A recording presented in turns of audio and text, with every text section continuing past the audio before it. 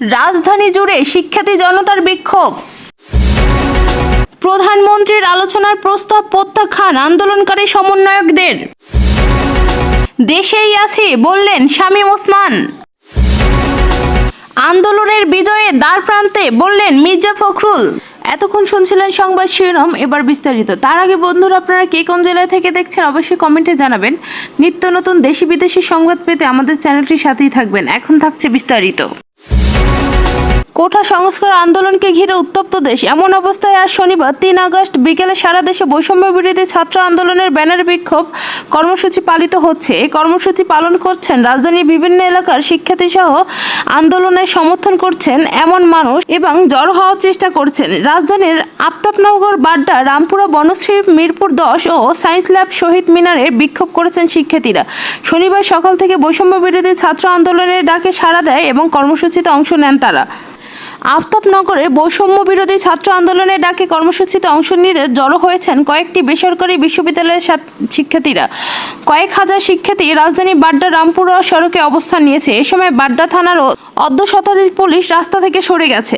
বিক্ষোভ কর্মসূচিতে ব্র্যাক বিশ্ববিদ্যালয়, ইস্ট ওয়েস্ট বিশ্ববিদ্যালয়, ইউআইটিএস ও সাউথ ইস্ট বিশ্ববিদ্যালয়ের শিক্ষার্থীরা যোগ দিয়েছে। এছাড়া বিভিন্ন স্কুল কলেজের শিক্ষার্থী ও অভিভাবকরা অংশ নিয়েছে। বনশ্রী ব্লগের সামনে আইডিয়াল স্কুলের শিক্ষার্থীর অভিভাবকরা বিক্ষোভ অংশ নিয়েছে। এ সময় তারা বিভিন্ন স্লোগান দিতে থাকেন। এছাড়া সায়েন্স ল্যাবে বিক্ষোভ করেছেন শিক্ষার্থীরা। আমার ভাই কবরে, খুনি কেন বাহিরে, justice justice, we want justice সহ নানা স্লোগান দিচ্ছেন তারা।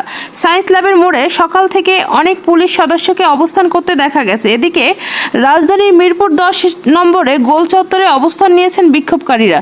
দুপুর ১২টার দিকে বিক্ষোভকারীরা সেখানে জড়ো হতে শুরু করেন। পরে দুপুর ১টার দিকে সব ধরনের যান চলাচল বন্ধ করে দেওয়া হয়। কোটা সংস্কার আন্দোলনকে কেন্দ্র করে সহিংসতা, নিহতদের স্মরণ করে আমার ভাই মল্ল কেন বিভিন্ন স্লোগান দিতে থাকেন বিক্ষোভকারীরা।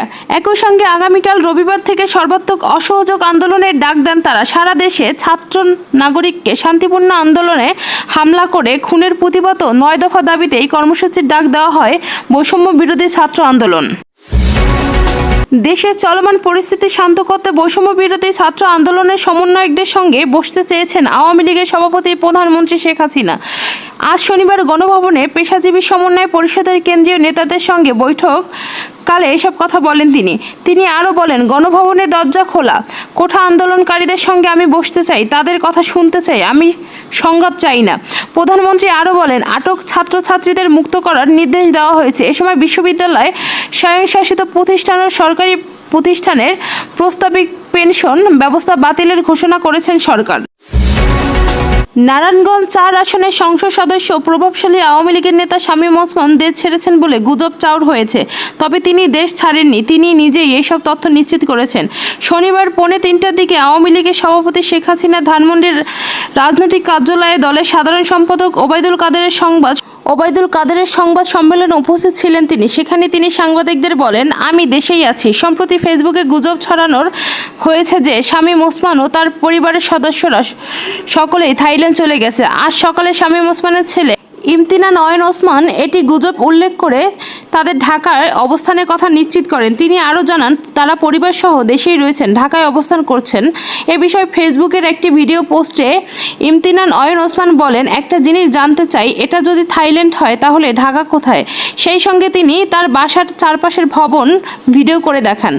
তিনি আরও বলেন, সকলের কাছে একটাই অনুরোধ, গুজবে কান দেবেন না, দেশটাকে ধ্বংস করার ষড়যন্ত্র চলছে। ৩০ জুলাই বিকেলে নারায়ণগঞ্জ শহরের চাষারায় নেতাকর্মীদের সঙ্গে এক মত বিনিময়ে শামীম ওসমান বলেছিলেন, সত্যে জয় হবে, এবার আমরাই জিতব। কিছু ক্ষয়ক্ষতি হবে, কিছু লস হবে, বিন্দু পরিমাণ টেনশন করব না। শেখ হাসিনাকে এক চুল পরিমাণও নড়ানোর ক্ষমতা ওদের বাবারও নেই, শুধু আমরা যেন প্রস্তুত থাকি। তিনি আরও বলেন, জামায়াত শিবির মরণ কামড় দেওয়ার চেষ্টা করবে, তবে নিশ্চিত থাকেন শেখ হাসিনা ক্ষমতায় আছেন, ছিলেন, ক্ষমতায় থাকবেন। বৈষম্য বিরোধী ছাত্র আন্দোলনের গণজাগরণ শুরু হয়ে গেছে, আন্দোলনের বিজয় দ্বার প্রান্তে বলে মন্তব্য করেছেন বিএনপির মহাসচিব মির্জা ফখরুল ইসলাম আলমগীর। রাজধানীর বনানীতে শনিবার দুপুরে দলটির স্থায়ী কমিটির কারাবন্দী সদস্য আমির খসরু মাহমুদ চৌধুরীর বাসায় তার পরিবারের সঙ্গে সাক্ষাতের পর কোঠা বিরোধী আন্দোলনে সর্বশেষ অবস্থা নিয়ে প্রশ্ন করা হলে তিনি এইসব জবাবে মন্তব্য করেন। তিনি আরও বলেন, আমি বলবো যে দেশ এখন একটা গণজাগরণে শুরু হয়ে গেছে। আপনারা লক্ষ্য করে দেখেন যে এখন শিক্ষার্থী ছাত্রছাত্রীদের কোঠা বৈষম্য বিরোধী যে আন্দোলন, সেই আন্দোলনে সাধারণ মানুষ যোগ দিয়েছে। শুধু ছাত্ররা নয়, এখন অভিভাবক, চিকিৎসক, আইনজীবী, শিল্পী, সংস্কৃতিকর্মী, সাংবাদিক সহ সব পেশার মানুষেরা যুক্ত হয়েছেন। তারা যুক্ত হয়েছেন সব ভয়কে উপেক্ষা করে। এবার কার আন্দোলনের সবচেয়ে বড় বেশি দিকটা, সে মানুষ অন্যায়ের বিরুদ্ধে জেগে উঠেছে, জাগরণ সৃষ্টি হয়েছে। মির্জা ফখরুল আরও বলেন, আমি মনে করি যে আন্দোলন তার বিজয়ের দ্বারপ্রান্তে এসে গেছে। বিশ্বাস করি ইনশাল্লাহ জনগণের বিজয় অবশ্যই হবে, ছাত্রছাত্রীদের বিজয় অবশ্যই হবে। বিএনপির মহাসচিব বলেন, ছাত্ররা যখন থেকে আন্দোলন শুরু করেছে তখন থেকেই যে যৌক্তিকতা, তা নিয়ে আমরা কথা বলছি। তাদের সঙ্গে সহযোগিতা শুধু নয়, তাদের সঙ্গে একাত্মতা ঘোষণা করছি। দৃঢ়তার সঙ্গে বলতে চাই, ছাত্রদের এই যৌক্তিক আন্দোলন আমাদের শুধু সমর্থন নয়, আমাদের সব রকমের সহযোগিতা থাকবে।